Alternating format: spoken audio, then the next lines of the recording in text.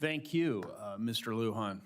Senator Fischer, you're recognized. Thank you, Mr. Chairman. I'm so happy you are back. Ouch. You deserved that. Mr. O'Brien, thank you for being here today. I enjoyed working with you last year on the REEF Act, where we helped ensure that railroaders' hard-earned benefits were not going to be subject to sequester.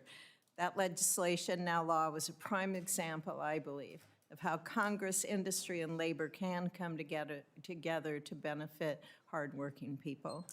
As we look forward to surface reauthorization, I hope we can continue in this collaborative fashion between industry and labor. You mentioned, sir, in your testimony and in earlier comments here today, the importance of removing predatory CDL training programs from the training provider registry.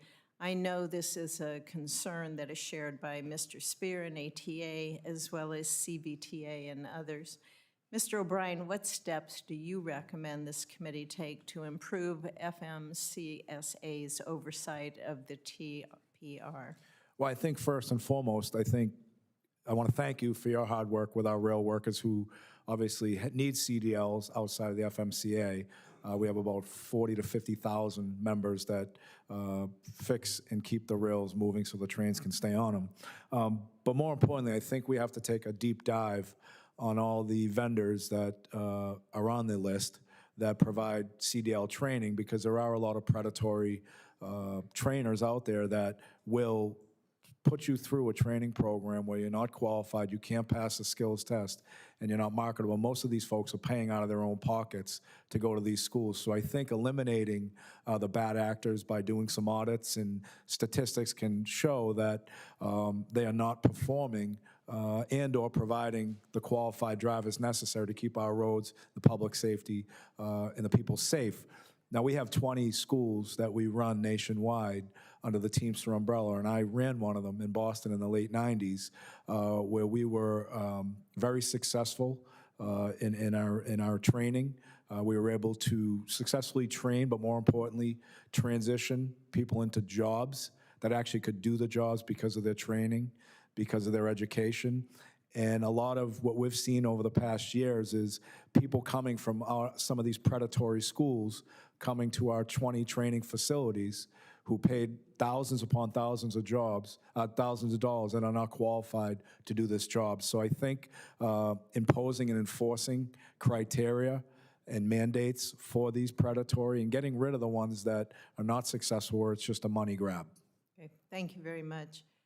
Mr. Spear and Mr. Pugh, I want to thank you both for your continued support of my Household Goods Shipping Consumer Protection Act. The bill cracks down on cargo theft by giving FMCSA enforcement tools to protect consumers from fraud by scammers.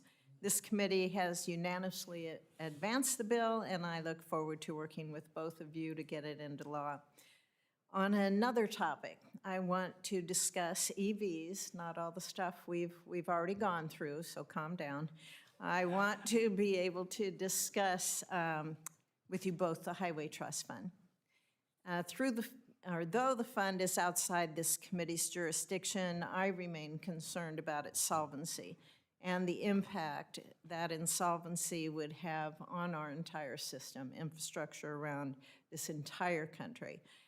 Though not a silver bullet, we need to get electric vehicles paying into the fund. Currently, electric vehicles don't pay a dime. They are heavier, they cause more damage to roadways without paying for the repair, for the maintenance. They impact new construction as well. I have legislation that requires electric vehicles to contribute to the Federal Highway Trust Fund, and I know T&I Chair Graves in the House has a proposal as well, and I appreciate his work to address this important issue. From your perspective, gentlemen, why is it important for EVs to contribute to the trust fund and for Congress to step up and address the fund's solvency in our upcoming surface reauthorization? So you know I am calm now. Thank you. You know me better than my own staff. So I would just say that all users have to pay. Okay? They do. If you're on the roads, you're on the bridges, you should pay. EVs don't, and they're heavier. It's a developing technology that we need to capture and ensure that our roads and bridges remain a priority and that those using them are contributing to that. I think fairness and some evolution here. It's been since '93 since Congress has, raised the fuel tax. It's not politically popular, I get it, on both sides of the aisle. We just did a highway bill, we took it out of general funds.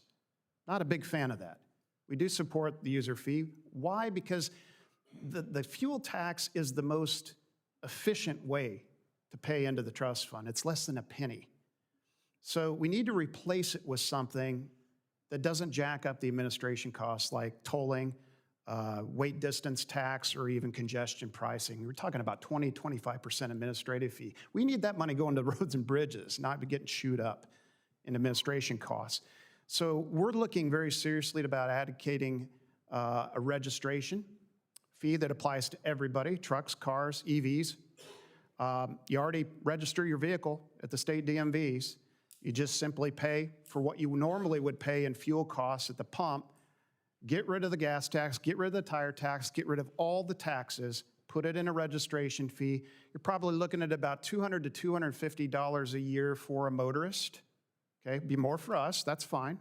We're willing to do that. But for a motorist, having that spread out too over 12 months, because $250 for some folks is a lot of money. It is. Spread it over 12 months so they can pay it that way. But that will capture everybody. It's fair. You're using it. You register a vehicle. There you go. Okay. Mr. Pugh, I'd like to hear your thoughts as well. Yeah, we definitely support some sort of registration fee or something going to the Highway Trust Fund with electric vehicles. I mean, by all means, why shouldn't they pay? They use the highways, and they should.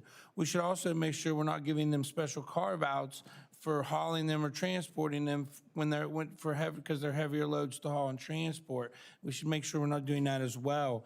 I think what we need to do is, unfortunately, is get the intestinal fortitude here in Congress to raise the gas tax, because it hasn't been raised. It does work. You pay it at the pump. People don't realize it. Why create anything new other than for these vehicles, electric vehicles, to pay a registration? And Yeah, I'm just focused on capturing a user fee of some kind from EVs, whether they're passenger vehicles, trucks, whatever. Correct. Because they pulverize a road bed. Yeah, And I more so.